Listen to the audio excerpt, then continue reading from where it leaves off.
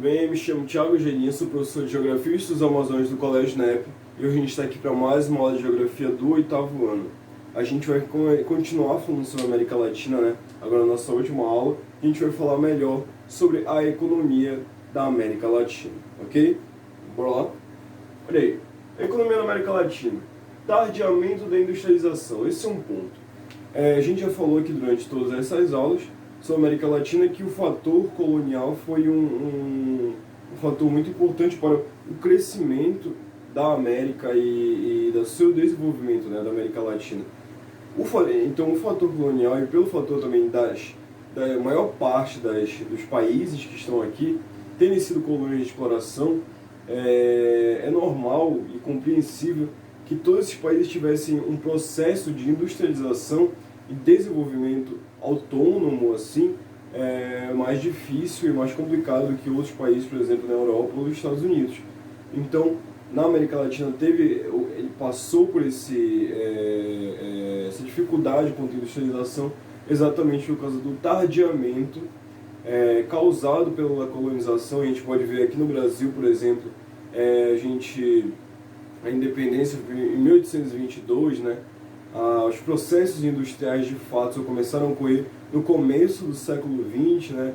No final ali do século XIX, não com toda a força que deveria, mas começou, e a gente só conseguiu ver de fato essas mudanças industriais a partir da década de 70 e 80 no Brasil, né? E não tão fortes assim, e tem engatinhado muito até os dias de hoje. A indústria, principalmente no Brasil e em outros países também, a gente vai falar melhor aqui pra frente. Olha aí. Processo de agricultura comercial, plantation, monocultura exportadora. Aí o que a gente falou nas outras aulas também, essa cultura colonial também trouxe essa ideia da agricultura para os tempos atuais, essa ideia do plantation, que é exatamente esse latifúndio, né? Essa grande faixa de terra com somente um único dono. E aqui, essa monocultura, ou seja, somente uma cultura, por exemplo da soja, uma cultura somente ali sendo plantada, exportadora. Então, isso a gente já falou também, 70% da agricultura familiar no Brasil o que abastece o Brasil, 70% vem da agricultura familiar. Então, muito dessa monocultura que a gente conhece aí, ela é visando o mercado externo, visando a exportação, principalmente a questão da soja para a China. Isso também é um resquício colonial aqui no Brasil de incentivar muito mais a exportação, de levar nossas riquezas para fora do que de fato abastecer o mercado interno, né? Abastecer as pessoas ali, os brasileiros de fato.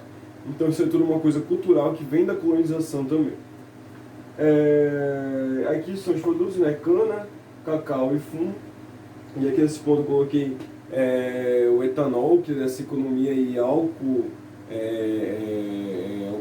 né, aqui no Brasil, que advém do etanol, que é um combustível limpo, e tornou-se ali uma commodity, ou seja, comum em vários países, importantíssima para o Brasil, na intenção aí de ir como uma alternativa à gasolina, né? Então, o etanol que ele vem da cana-de-açúcar. Cacau também a gente já falou aqui na Bahia, em outros países ali, em outros estados ali do Nordeste brasileiro, o fumo também na região do Nordeste, tudo isso aí engloba quanto a questão da agricultura aqui no Brasil. Aí aqui, outros países, Argentina e Uruguai, já uma agricultura subtropical, digamos assim, que é do trigo, né? Eles são grandes exportadores, principalmente Argentina e Uruguai, de trigo, exatamente porque o trigo ele consegue se fazer presente em regiões que não são regiões tropicais.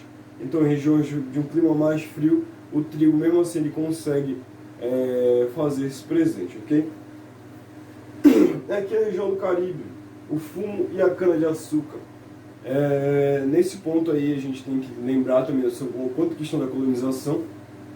A extração da cana-de-açúcar é um fator muito importante nessa região, a extração da cana-de-açúcar no Caribe, que veio antes do Brasil, né, como uma região ali que produz a cana, e o fumo também, principalmente quanto Cuba que a gente vai falar melhor aqui pra frente, e os seus charutos cubanos que são conhecidos no mundo todo.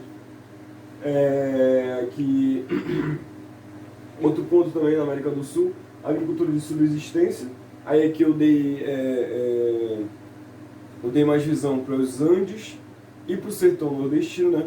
O sertão ali com uma agricultura de subsistência, com o seu excesso sendo vendido, mas primeiramente abastecendo as famílias ali que estão presentes nesse lugar. E nos Andes também com uma cultura bem própria da sua região, exatamente por ser uma região um pouco mais elevada, uma região com uma pressão muito alta ali, já mais perto dos Andes e tal, uma região um pouco mais fria, com uma economia de subsistência das famílias plantando ali para poderem sobreviver, ok? Aqui, atividade extrativista, minério, principalmente no Brasil, com a Vale, né? E outras empresas também aí que fazem essa extração mineral, aqui no Brasil é a Vale, mas também todas as empresas aí na América do Sul.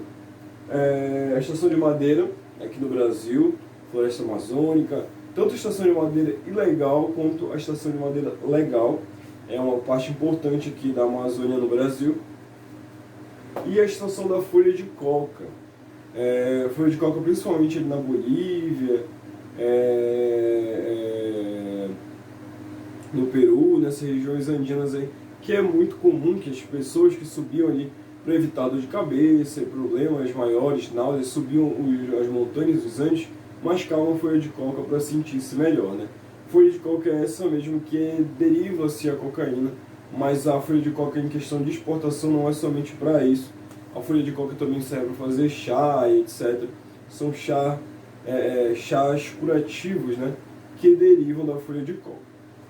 Aqui, setor secundário seria a região do setor de manufatura, né, de transformação da matéria-prima.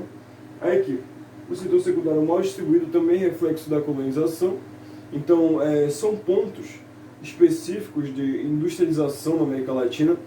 E aqui a gente tem o México e São Paulo, principalmente esse eixo Rio-São Paulo, aqui no Brasil como um polo industrial, mas como eu disse, muito mal distribuído no espaço, ou seja, tem São Paulo, tem no Rio Grande do Sul, tem Amazonas, aí vários países da América Latina não tem um setor industrial tão forte, aí depois só no México e depois só em Cuba, então é muito disperso, não tem essa ligação, não tem uma unidade ali industrial, não tem uma potência industrial maior aqui na América Latina. O que mais chega perto disso é o Brasil, mesmo assim ainda é muito disperso.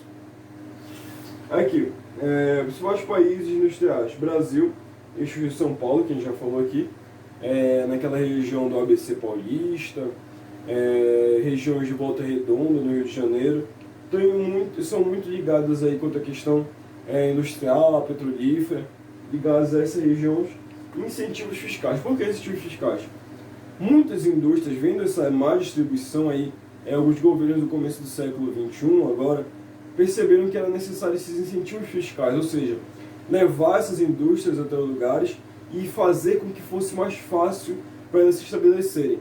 Tendo já mão de obra, com a escassez de emprego no Brasil, incentivando essas indústrias a se estabelecerem em certos lugares, também geraria emprego e aumentaria o PIB do Brasil, né? Então, vários lugares foram feitos a partir de incentivos. Alguns lugares no Nordeste, alguns lugares no Centro-Oeste, a Zona Franca de Manaus, no Norte. Então, tudo isso aí foi ligado a partir de incentivos do governo à estruturação de indústria no país, ok? Aí aqui, México, indústria maquiladora, que seria a indústria maquiadora, né? São empresas americanas que se instalam ali no México e, por vários motivos, incentivos fiscais, leis trabalhistas diferentes, mão de obra barata. Então, essas empresas americanas, elas saem dos Estados Unidos e entram lá. E o que ajuda ambos os países? Os Estados Unidos tendo cada vez menos imigrantes com essa indústria no México, né, levando suas empresas para outros países de forma muito barata, fazendo aquele produto que é feito no México voltar para os Estados Unidos de forma mais barata. Isso é bom para o México também, gerando empregos diminuindo esse embate aí com os Estados Unidos quanto à questão da imigração e claro, levando renda para a sua população e aumentando assim o parque industrial, aumentando o PIB também do seu país, ou seja, ambos os países saem ganhando quanto à questão da indústria maquiladora. Aí aqui, outros centros industriais, Buenos Aires, Bogotá e Caracas, mas nenhum chega tão perto da grandiosidade, digamos assim, do México e do Brasil. Então, você já vê que é uma indústria, digamos, fraca, esses dois países em comparação com outros lugares, mas nesse eixo da América Latina são as indústrias mais fortes. E aqui a gente vai falar de Cuba especificamente, que é um país socialista que está na América Latina. É o único país socialista da América Latina e a gente vai entender um pouco melhor sobre ele. Olha aí. Cuba, economia socialista da América Latina. Primeiramente, ilha caribenha, ou seja, fica no Caribe, muito próximo ao EUA. Eu coloquei muito próximo, aí a gente vê no mapa, ela parece ser próxima, mas ela é realmente muito próxima mesmo. De barco, são 40 minutos de distância entre um e outro, então é mesmo que daqui para Cotijuba, é mesmo do que daqui para, enfim, forçando um pouco para o Marajó.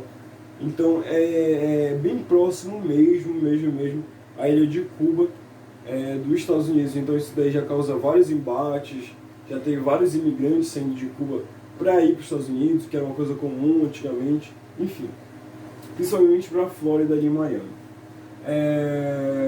Antiga colônia espanhola escravista, a Espanha colonizou Cuba, né, por isso eles falam espanhol, claro, mas aí é um ponto importante da gente saber que foi uma colônia também de exploração, de exploração dessa cana-de-açúcar ali naquele espaço, da agricultura da cana, e isso já mostra também reflexos também da colonização que trazem até hoje esses fatores para a realidade social de Cuba, trouxeram, né, essa questão da exploração e da colônia de exploração ali naquele espaço, e como setores da sociedade, setores políticos levaram um bom tempo para se estabelecer exatamente por causa disso.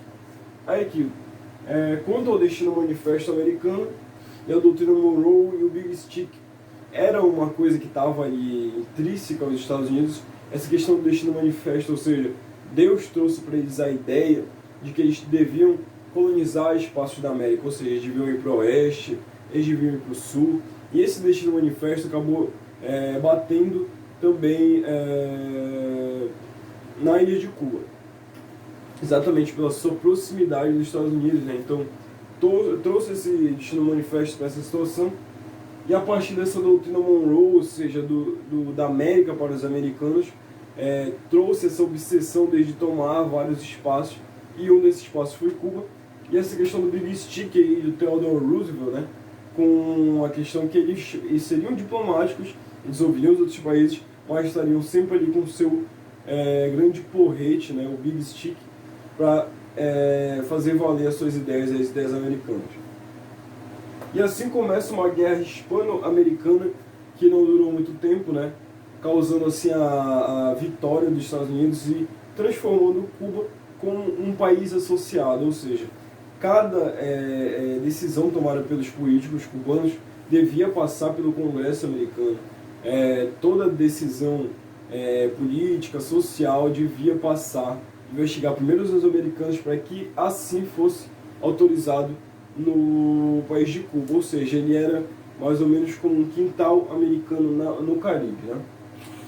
Agora é um país associado e tornando-se esse quintal americano quintal, exatamente porque o que a gente vê que acontece em Las Vegas, cassinos, strippers, prostituição e etc, um monte de coisa que acontece lá, era normal em Cuba muito mais, e um nível muito mais elevado que a gente vê em Las Vegas, porque Las Vegas ainda existe uma lei, né? Existem leis americanas a serem cumpridas e respeitadas. As leis cubanas não eram respeitadas. Os americanos eles iam para Cuba para festejar em cassinos, festas, shows, lutas de boxe, etc. Várias dessas coisas aí rondando Havana, principalmente, a capital de Cuba. Mas sem as leis americanas, então, era um quintal e eles podiam fazer exatamente o que eles quisessem naquele espaço ali, o que causou bastante revolta. Alguns trabalhadores ali da região que estavam bravos e irados com o governo de Fulgêncio Batista, que era mais um dos capachos do governo americano lá em Cuba. Isso daí causou a Revolução Cubana, com Fidel Castro, que era cubano, e Ernesto Che Guevara, que era argentino, que se estabeleceu ali em Cuba. Para eles era importante que a população percebesse todas as coisas que estavam acontecendo no governo e que Cuba fosse maior que toda essa exploração e a exploração comercial e cultural dos Estados Unidos ali naquela região. Então a Revolução Cubana ela se fez presente, né, a partir de várias táticas de guerrilha e resistência em regiões altas, etc., de Fidel Castro e Ernesto Che Guevara, conseguindo assim a vitória na Revolução Cubana. E ainda nesse período eles estavam longe do socialismo, né? A população só queria tomar o poder naquele lugar, não queria mais estar sendo subjugada pelos Estados Unidos e por Fulgêncio Batista.